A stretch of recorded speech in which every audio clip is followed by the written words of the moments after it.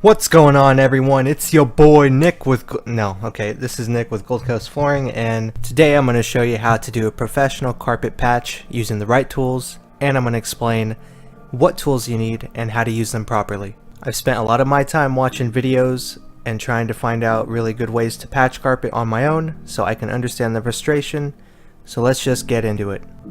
Carpet runs on a grid, and it's in rows and columns, and you can trace rows and you can cut along the row, but you can't trace columns. So you can see here the rows are clear and the columns are solid. So the first thing we do is find our rows and trace our rows to cut out the patch. And a quick shout out to Floors by Southern Boys for showing me the ballpoint pen. It works great. So here are the tools that you will need. Of course, you will need seaming tape to glue the carpet. You'll need a flat roller, not the star roller, a cushion back or top cutter, a carpet blade, a ballpoint pen, and this is optional. It's a commercial row finder, and it's really good for Berber or loop piled carpet, or just to really make your row split before you make a cut. Also, it's very helpful when dealing with worn out carpet. Then you want scissors. There are two different kinds, one for cutting carpet and one for cutting the fibers after you're done with the patch, and of course your Black & Decker steam iron. So once you know which way the carpet runs and which way the rows and columns are, you want to see which way the carpet fibers lay. So they're either going down or they're going up. And you want to run your row using the ballpoint pen along with the fibers going down. So you want to push down with the fibers, not go against it. So now that you have your rows traced out, you can use this top cutter, and the way it works is it has blades on two sides, and you always want to use the blade towards the side that you're going to be using. So for example, I'm going to use the left blade because I'm using the piece on the left side, and I'll use the right blade when I'm using the piece on the right side.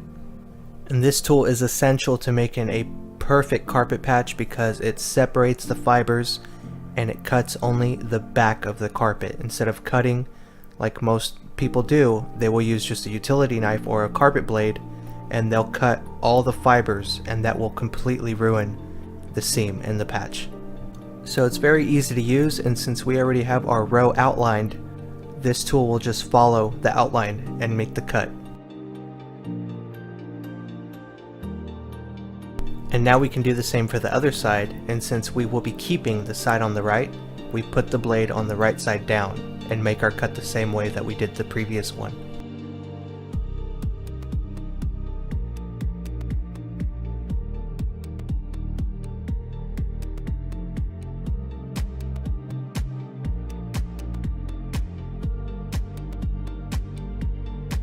So now we have both our left and right side cut. We just have to cut down the middle so that we can work on the end seams.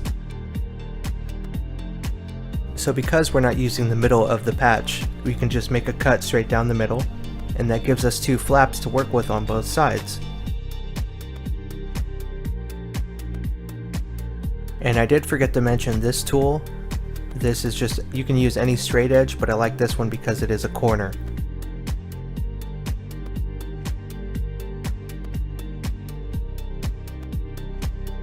So you want to use this tool to get a perfect right angle because the row is perfectly straight. Just align it up, and that way your head seam cut will be perfectly straight too.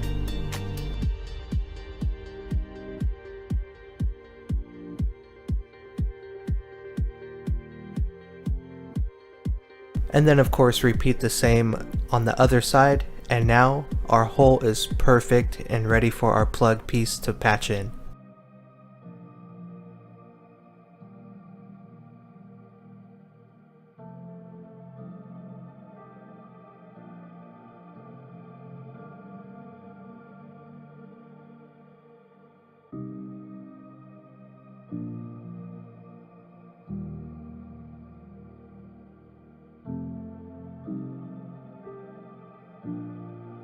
So now we get our donor piece, and remember about the column columns in the rows, now we can use the same way to find out which way the carpet runs, and then all you have to do is make sure that it's either going up or down and the carpet is running the same direction as the piece you were already working with.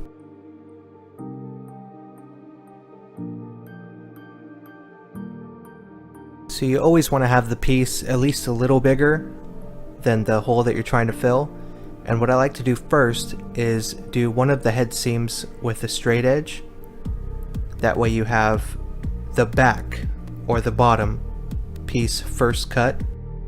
Then the second step is to use the ballpoint pen to get one of your rows outlined for your next cut.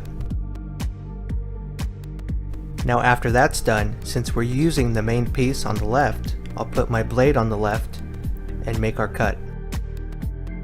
And this is just a close-up showing how good that top cutter makes cuts. I mean, this is flawless, it's perfect. I'd say it's even better than a factory cut. So now we're halfway there. We already have our L perfectly matched up, and now we can trim the excess and work on the rest of the cuts. So the next step is to put the piece you're working with under the carpet and match up the L that we just made the two cuts on.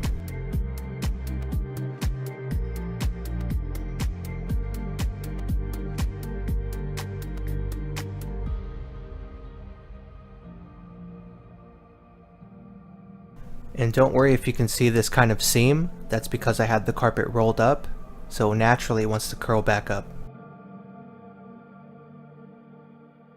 So to outline our row on the left side, we use our row finder and we get it as close as possible to the backing of the carpet that we're working with, and we just make a trace. You just go back and forth and it will trace a line.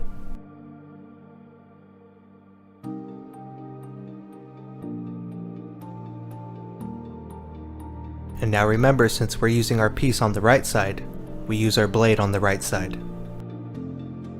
So now 3 sides are done and we have our U. All that's left is the top head seam, and I'll show you exactly how to do that right now. So you use the same method. You use the row finder to trace your cut.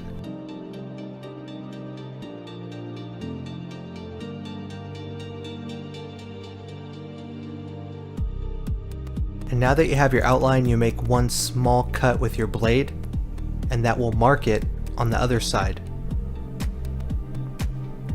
So when you turn it over, you can see that mark. And now you take your square or your straight edge and you make a straight cut. Now that's the hardest part of everything. That's it. Your piece is cut. Now all you have to do is glue it in. If for some reason you made it too long, you can use scissors to trim it down a little bit to get it really perfect. So all that's left to do is get this seaming tape under the carpet. And now that everything is good to go, we can get our piece into place. So now we just plug the piece into place and make sure that the backing is flush. The back of the carpet, that's what you call the backing. And make sure that the nap or the pile or the carpet fibers are free. They're not jammed in between next to the backing. They're open. Then we use our Black & Decker steam iron, or your Namco steam iron, or your carpet iron and a towel, or your home iron and a towel. There are so many ways to steam the glue. And then you use this flat roller to push the glue into the carpet backing.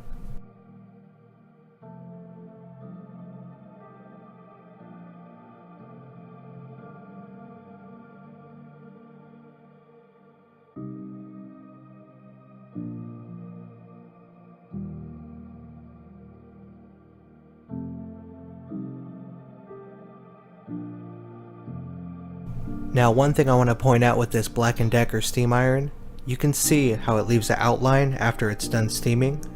If you roll across that real fast, it will get rid of that imprint. Otherwise, it will kind of stick around. And that's it for your carpet patch. It will dry in about a minute or two, and you can use these scissors to cut any fibers that are sticking up, or just anything that is out of the norm.